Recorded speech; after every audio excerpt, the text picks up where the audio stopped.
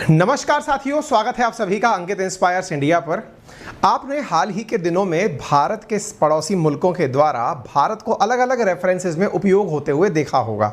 हाल ही में आपको याद होगा कि पाकिस्तान के निवर्तमान प्रधानमंत्री इमरान खान एक पब्लिक रैली के अंदर भारत की तारीफ कर रहे थे, भारत के विदेश मंत्री की तारीफ कर रहे थे कि किस प्रकार से उन्होंने भारत को दुनिया के सामने अपनी नीतियों के लिए पब्लिक किया।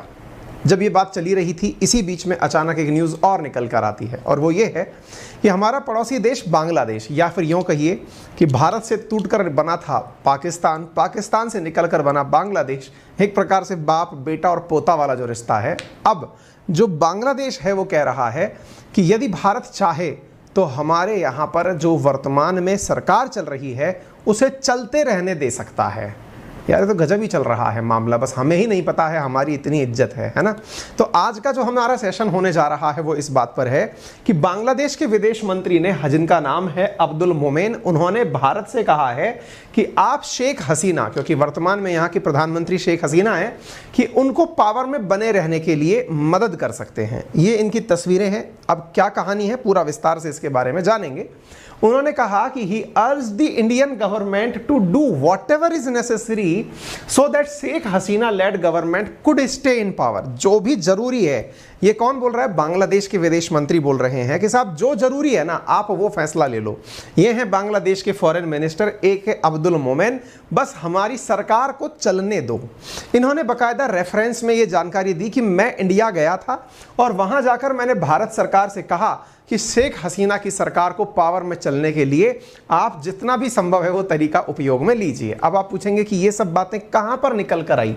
तो जैसा कि आप सभी को मालूम है कि कल रात्रि नंद के आनंद बहे थे और जय कन्हैया लाल की हुई थी, यानी कि आप सभी ने कृष्ण जन्माष्टमी सेलिब्रेट किया था। आपको मालूम होगा बांग्लादेश में इन दिनों माइनॉरिटीज़ पर काफ़ी ज़्यादा हमले हो रहे हैं। ऐसी ही स्थिति में माइनॉरिटी वहाँ पर हिंदू हैं और हिंदुओं के द्वारा कृष्ण जन्माष्टमी के आयोजन पर ये मंत्री जो खुद हैं अब्दुल मोमेन, ये यहाँ पर एज ए अतिथि पहुँचे थे और पहुँचकर इन्होंने इस कृष्ण जन्माष्टमी के कार्यक्रम में अपने द्वारा इस बारे में चर्चा की।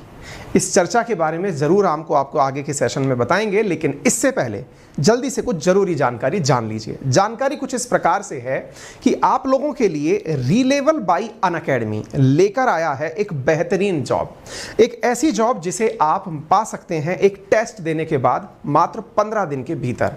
एक ऐसा टेस्ट जिसमें 1000 नंबर में से आपको स्कोर करना है 500 से ज़्यादा। अगर आप 500 से ज़्यादा स्कोर करते हैं तो 500 से ज़्यादा स्कोर करने पर 800 से अधिक प्राइवेट कंपनीज में आपको जॉब मिल सकता है।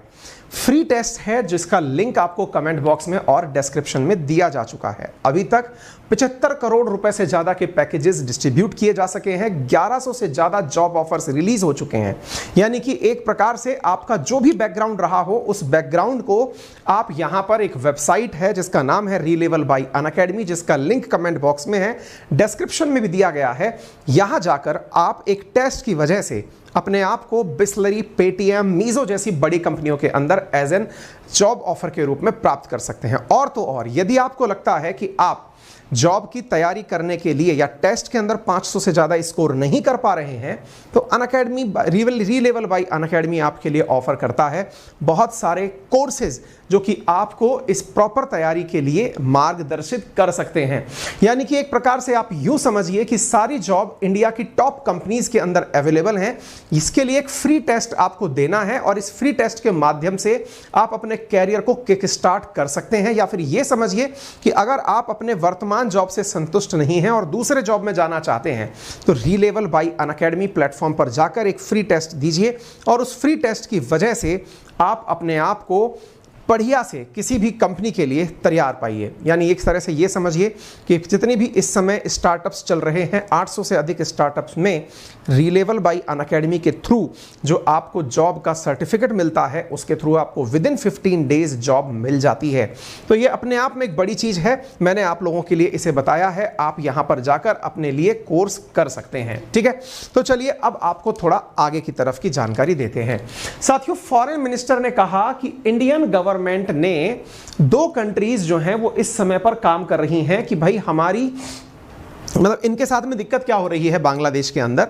बांग्लादेश की सरकार के अंदर वर्तमान में परेशानियां कई तरह की हैं। उन परेशानियों में सबसे बड़ी परेशानी ये है कि शेख हसीना की सरकार को वहीं पर उन्हीं के देश के अंदर उन्हीं के पार्टी के लोग टिकने नहीं देना चाहते।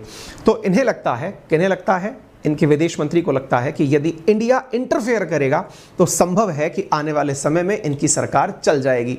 मोमिन ने जैसे ही ये बयान दिया, उनकी ही पार्टी के अंदर उनका विरोध होने लगा। विरोध होना स्वाभाविक था। ये इसलिए विरोध होने लगा क्योंकि आप एक स्वतंत्र देश हैं और स्वतंत्र देश के नाते जब आप अपनी परिस्थितियां सबके सामने खोल कर रख देते हैं तो देश की गरिमा के ऊपर थोड़ा प्रश्न चिन्ह लग जाता है। तो यहां पर पार्टी के अध्यक्ष ने इनके बयान से किनारा करते हुए कहा कि ये उनका निजी बयान है जिसमें उन्होंने कहा है। लेकिन अब सवाल ढूंढने निकले पत्रकार, ढूंढने निकले कि यार इन्होंने इंडिया से कब इस तरह की बातें की होंगी। तो इन्होंने कहा कि जब मैं इंडिया गया था ना, तब मैंने ऐसे किया था।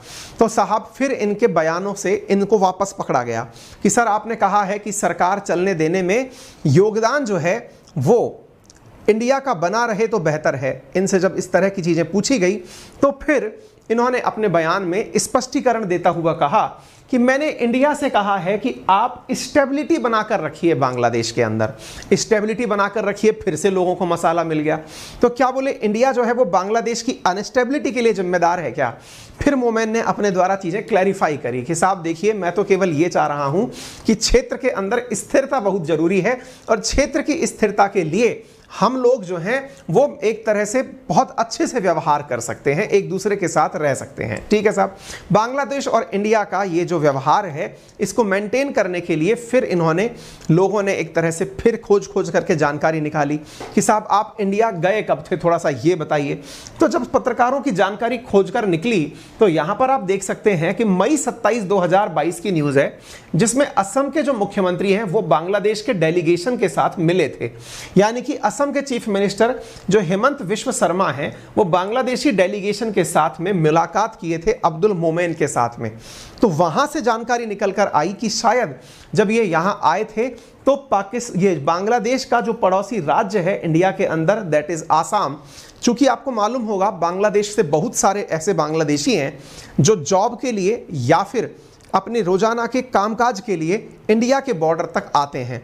ऐसी स्थिति में अगर भारत के अंदर स्थिरता रहती है तो इनके देश के अंदर भी स्थिरता स्वतः ही चली आती है, क्योंकि वो लोग जॉब के बहाने बांग्लादेश में स्थिरता बनाए रखते हैं।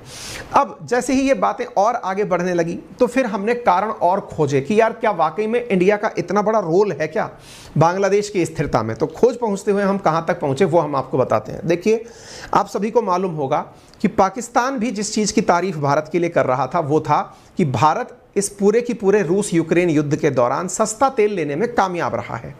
जब भारत कामयाब रहा तो और अड़ोस पड़ोस के जो छोटू मोटू देश हैं वो भारत से कहने लगे कि आप हमें वो सस्ता तेल दिला दीजिए। इसी लाइन में खड़ा हो गया लंका और इसी में खड़ा हो गया बांग्लादेश। उन्होंने कहा इंडिया से कि साहब आप लोग जो है ना हमसे टाई अप कर लो, आप रशिया से जो मंगाओ मंगा लो, हम दुनिया के लिए ये कहेंगे कि हमने इंडिया से तेल मंगाया है। साथियों, हुआ भी ये है। आपको मालूम होगा वर्तमान में बांग्लादेश के अंदर आर्थिक संकट के हालात चल रहे हैं। मैंने कुछ ही दिनों पहले आपके सामने ये स्थिति क्लियर की थी कि लोग सड़कों पर उतर करके प्रदर्शन कर रहे हैं। बांग्लादेश की पीएम जो है शेख हसीना, वो भारत के साथ मिलकर के CEPA करना चाहती हैं, एक ऐसा एग्रीमेंट जिसमें दोनों देश आपस में मिलकर के इकोनॉमिक एग्रीमेंट या पार्टनरशिप फॉलो करें, जिसमें कि ऐसी स्थितियां जब पैदा हों बांग्लादेश के अंदर, जैसे अगर सड़कों पर प्रदर्शन करते समय या बैंकरप्सी के हालात पैदा हों तो भारत की एक company that is Indian oil corporation limited ने बांग्लादेश के साथ टाई अप किया है कि यदि आपके अंदर बहुत बुरी स्थितियां पैदा हो जाएं तो हम आपको सस्ता तेल पहुंचा देंगे। तो बांग्लादेश ने और क्या किया भारत के साथ में वो भी मैं आपको बता देता हूं। बांग्लादेश ने भारत से रिक्वेस्ट की है कि आप किसी प्रकार से कोशिश करिए कि हमारे ऊपर जो सैंक्शंस लगे हुए हैं अमेरिका के द्वारा आप उन्हें हटवा दें। आपको ज्ञात होगा कि अमेरिका और भारत के जो वर्तमान के संबंध हैं ये पूरी दुनिया में काफ़ी ज़्यादा चर्चा के विषय बने हुए हैं। हाल ही के अंदर अमेरिका का जो डिफेंस का मुख्यालय है जिसे आप पेंटागन के नाम से जानते हैं, उस पेंटागन के अंदर साथियों भारत के डिफेंस अटैची को बिना एस्कॉर्ट के अंदर जाने की इजाज़त दे दी गई है। यानी एक प्रकार से अमेरिका इंडिया पर बहुत ज़्यादा ट्रस्ट कर रहा है, या यूँ समझिए कि दुनिया के सामने भारत को बहुत कुछ मानता हुआ दिख रहा है। ऐसे बांग्लादेश ने भारत से सिफारिश की है कि साहब आप अगर हो सके तो कृपया करके हमारी अप्रोच लगा दीजिए। उस अप्रोच के अंदर रूस और यूक्रेन युद्ध के बीच में आपको मालूम होगा कि शेख हसीना ने विरोध किया था, बुराई की थी। किसकी बुराई की थी? बाइडेन की। क्यों बुराई की थी? क्योंकि आपको मालूम होगा कि अमेरिका ने बांग्लादेश के एक फोर्स है जिसका नाम है RAB, रैपिड एक्शन बटालियन करके इनकी फोर्स है, उसके ऊपर बैन लगा दिया था अमेरिका ने, है ना। तो अब ये चाहता है शेख हसीना की सरकार कि इंडिया कह करके उनकी फोर्सेस के ऊपर से बैन हटवा दे। ये न्यूज़ मैंने आप लोगों को पढ़ाई हुई है आज से लगभग 4 महीने पहले। तो बांग्लादेश कह रहा है कि आप अमेरिका से रिक्वेस्ट करिए, यानी एक प्रकार से यूँ समझिए कि इंडिया को बांग्लादेश हर तरह से यूज़ करना चाह रहा है, चाहे रूस के साथ संबंध हो, चाहे अमेरिका के साथ संबंध हो, आप हमारे लिए मददगार साबित होइए। आपको मालूम होना चाहिए हाल ही के अंदर यहां पर उत्पन्न हुए आर्थिक संकट से निपटने के लिए $4 बिलियन का IMF के द्वारा लोन भी मांगा गया है बांग्लादेश के द्वारा। क्योंकि यहां पर कुछ दिनों पहले मैंने एक न्यूज़ और आपको कराई थी जिसमें बताया था कि बांग्लादेश कह रहा था कि किसी भी देश से लोन लेना, लेकिन चीन से लोन लेने से पहले 2 बार सोचना। ये सेशन भी मैंने आपको लगभग आज से 7-8 दिन पहले कराया है, जिसमें बांग्लादेश ने स्पष्ट रूप से दुनिया के सभी विकासशील देशों से कहा था कि लोन लेने से पहले चीन के बारे में विचार करें। तो अब आप सोच सकते हैं कि वर्तमान में बांग्लादेश की जो सरकार है वो किस प्रकार से चीन के विरोध में उतर के खड़ी हुई है, किस प्रकार से भारत का उसको महत्व समझ में आ रहा है। यही महत्व है जिसके चलते हुए इसी महीने के अंदर शुरुआती दिनों में इंडियन ऑयल कॉर्पोरेशन लिमिटेड ने एक MOU साइन किया, मेमोरेंडम ऑफ एग्रीमेंट साइन किया, जिसके अंदर पेट्रोलियम पदार्थ बांग्लादेश के अंदर इमरजेंसी सिचुएशन में कंपनी के द्वारा पहुंचा दिया जाएगा। यानी कि ऐसी परिस्थितियां जब भी बने कि लोग तेल के लिए सड़कों पर लाइन लगाकर खड़े हों तो भारत बांग्लादेश में तेल पहुंचाएगा। इसके बारे में हम लोगों ने एग्रीमेंट कर लिया है। इसी के साथ साथ मेडिकल टूरिस्ट का मतलब इलाज के लिए इंडिया आने वाले लोग अगर हैं तो उनके लिए भी बांग्लादेश भारत के साथ मतलब MOU साइन करना चाहता है कि हमारे लोग अगर इंडिया पहुंचे तो उनका आप इलाज सही से करवा दीजिएगा।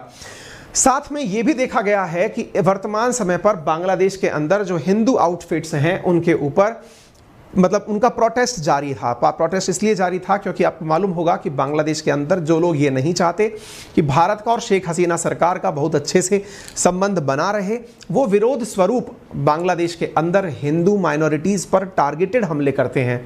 इसके चलते वर्तमान में हिंदू माइनॉरिटीज़ के द्वारा बांग्लादेश में प्रदर्शन किए गए, और जब प्रदर्शन किए गए तो उस बीच में कल 19 तारीख के दिन जब आप जन्माष्टमी बना रहे थे तब शेख हसीना ने एक पब्लिक बयान दिया और कहा कि यहाँ पर मैं ये कहना चाहती हूँ कि जो हिंदू कम्युनिटी है बांग्लादेश में उनको वो सारे अधिकार प्राप्त हैं जो बांग्लादेश की प्रधानमंत्री को प्राप्त हैं। ये अपने आप में एक बड़ा बयान था। ये दर्शाता है कि किस प्रकार से बांग्लादेश भारत के साथ में व्यवहार रखने के लिए अपना हर संभव प्रयास कर रहा है। उम्मीद है कि आपको यह जानकारी रोचक लगी होगी। जानकारी रोचक लगी हो तो इसे जरूर लाइक एंड शेयर करें। सभी साथियों से कहें कि इस चैनल को that is Ankit inspire India को सब्सक्राइब करें।